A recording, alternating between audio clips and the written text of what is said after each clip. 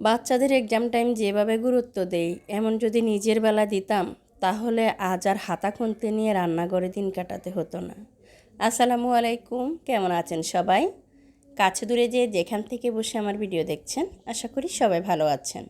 আমরাও আলহামদুলিল্লাহ বেশ ভালো আছি। বাচ্চাদের এক্সাম মানে মাদের এক্সাম, তো আমি যেভাবে ওদের এক্সাম টাইম কাটাই তারই কিছু অংশ আজ আপনাদের মাঝে শেয়ার করছি। আশা করি আপনাদের ভালো লাগবে। ভালো লাগলে ভিডিওতে একটা লাইক দিয়ে সম্পূর্ণ দেখার অনুরোধ রইল। অন্য সময়তে দেখা যায় কি ব্রেকফাস্ট শেষ করে লাঞ্চের চিন্তা ভাবনা মাথায় থাকে বা সব কিছু গোছাতে থাকি, যেহেতু বেশ কাটাকুটির কাজ থাকে, কয়েকটা রান্নাবান্না করি। তো এখন আর সেটা হচ্ছে না, একদম সিম্পল রান্নাবান্না করি। দেখা যায় একটা কি দুইটা রান্না করে শেষ করে ফেলি। যেমন আজ শুধু ডাল ভাত করব, তো ভাত বসিয়ে দিয়েছি অলরেডি, এর মধ্যে ডালও প্রায় ফুটে গিয়েছে। তো আজ ডালের সাথে বেশ কিছু জিনিস অ্যাড করব, মানে ডাল দিয়ে যেহেতু খাবারটা হবে তাই ভেবেছি একটার মধ্যে মানে এক হাঁড়িতে সব কিছু থাকবে, এরকম চিন্তা ভাবনা করেছি। হাতের কাছে যা ছিল তা দিয়ে আজ ডাল রান্না করেছি। তো ডাল বসিয়ে দিয়ে এখন আমি ছাদে এসেছি। কয়েকদিন আগে কয়েকটা পুঁই শাকের ডাঁটা আমি ছাদে বুনেছিলাম। আমার এই জিপার ব্যাগটাতে একটা লেবু গাছ ছিল, তো সেটা মরে গিয়েছে, বেশ অনেক দিন যাবৎ মাটিটা পড়ে আছে ছাদে। তো ভাবলাম এই ডাঁটাগুলো লাগিয়ে দিই, হবে কি না তখনও জানতাম না, একদম অনিশ্চিত ভেবে লাগিয়েছিলাম। তবে আল্লাহ পাকের রহমত, মাশাল্লাহ অনেক সুন্দর হয়েছে। এখন যখন বয়স দিচ্ছি তখন তো আরও বেশি বড় হয়ে গিয়েছে। আরও একদিন আপনাদের সাথে শেয়ার করব। আজ ফার্স্ট টাইম কয়েকটা পাতা নেওয়ার চিন্তা ভাবনা করেছি, কারণ হচ্ছে নিচে যে পাতাগুলো আছে সেগুলো যেহেতু এখন বৃষ্টি হচ্ছে কয়েকদিন পর পরে, তো বৃষ্টির কারণে দেখা যায় অনেক বেশি বালি হয়, বালিতে নিচের পাতাগুলো নষ্ট হয়ে যায়। তো ভাবলাম নিচের কয়েকটা কচি কচি পাতা ছিঁড়ে নিয়ে যাই। সেই সাথে একটু কারি পাতা নিয়েছি, এটাও কয়েকদিন আগে লাগিয়েছি। আজ কারি পাতা দিয়ে ডালটা বাগার দেব। যাই হোক, আমি এক পাতিলে অনেক কিছু দিয়ে ডাল রান্না করছি, সেটা আপনাদের সাথে শেয়ার করছি। তার আগে আপনাদেরকে পুরনো একটা ছোট্ট কথা আবারও মনে করিয়ে দিই। যদি কেউ আমার চ্যানেলে আজও নতুন হয়ে থাকেন, চ্যানেলটিকে এখনও সাবস্ক্রাইব করেননি, আমি খুব করে চাইছি আমার চ্যানেলটিকে সাবস্ক্রাইব করে আমার পাশে থাকবেন। আর ভিডিওর ভালো এবং মন্দ দিক কমেন্টস করে জানাবেন, জানতে পারলে আমার বেশ ভালো লাগবে। ফ্যামিলি এবং ফ্রেন্ডসদের মাঝে শেয়ার করবেন, কারণ আপনাদের একটা লাইক একটা শেয়ার আমার চ্যানেলটিকে বড় করতে সাহায্য করবে, আমাকে পৌঁছে যেতে সাহায্য করবে আপনাদের মতো অনেক ভাই আপুর কাছে। আপনি যদি ফেসবুক থেকে ভিডিওটা দেখে থাকেন প্লিজ পেজটা ফলো দিয়ে যাবেন, আর আপনি যদি ইউটিউব থেকে ভিডিওটা দেখে থাকেন ইউটিউব চ্যানেলটা সাবস্ক্রাইব করে যাবেন। যারা প্রতিনিয়ত এই কাজটি করছেন তাদেরকে অসংখ্য ধন্যবাদ জানাচ্ছি। ভিডিও কিন্তু আপনারা দেখছেন, ভিউ যে একবারে হয় না তা কিন্তু নয়, যে ভিউ হয় মাশাল্লাহ আমি অনেক বেশি খুশি, অনেক হ্যাপি। আমি চাই এভাবে একটু একটু করে একদিন অনেক বেশি হবে। তবে যেই পরিমাণে ভিউ হয় সেই পরিমাণের থেকে যদি অনেক কমও হয় তারপরেও বেশ কিছু লাইক হওয়ার কথা, কিছু সাবস্ক্রাইব হওয়ার কথা, সেই পরিমাণে কিছুই হয় না।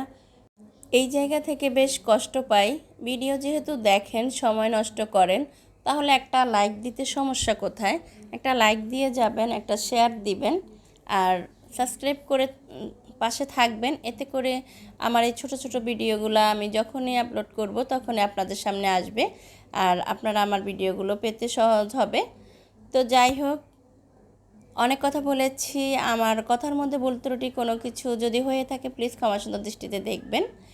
এই তো এদিক থেকে আমি ডিমটাও ভেজে নিয়েছি, পেঁয়াজ মরিচ একটু জিরা গুঁড়া লবণ দিয়ে খুব ভালোভাবে ডিম মেখে নিয়েছি। আর এখন ডিমটাকে আমি এইভাবে ভেজে নিয়েছি।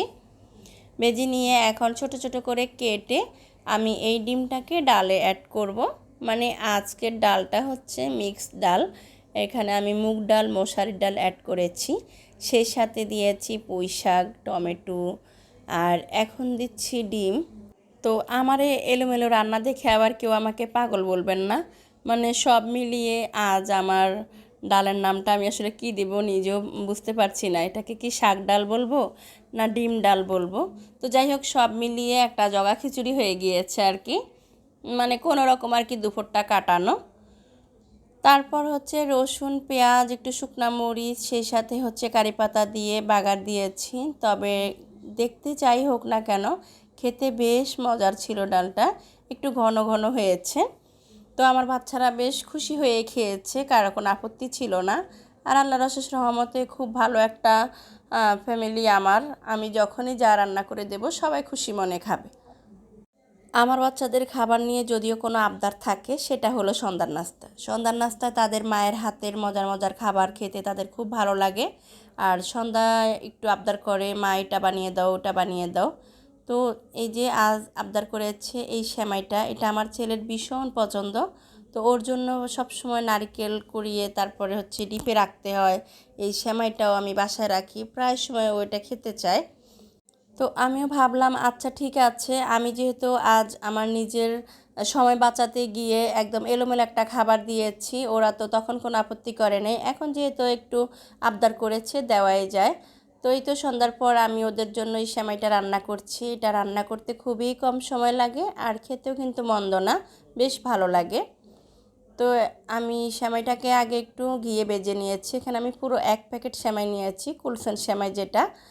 তো আমি ঘিয়ে ভেজে নিয়ে তারপর এখানে এক এক করে দিয়েছি চিনি, দিয়েছি গুঁড়ো দুধ, দিয়েছি নারকেল। নারকেলটা যেহেতু ফ্রিজে ছিল তো গলতে একটু সময় লাগছে, তাই সামান্য পরিমাণ পানি অ্যাড করেছি। এখানে আপনারা চাইলে লিকুইড দুধটাও অ্যাড করতে পারেন।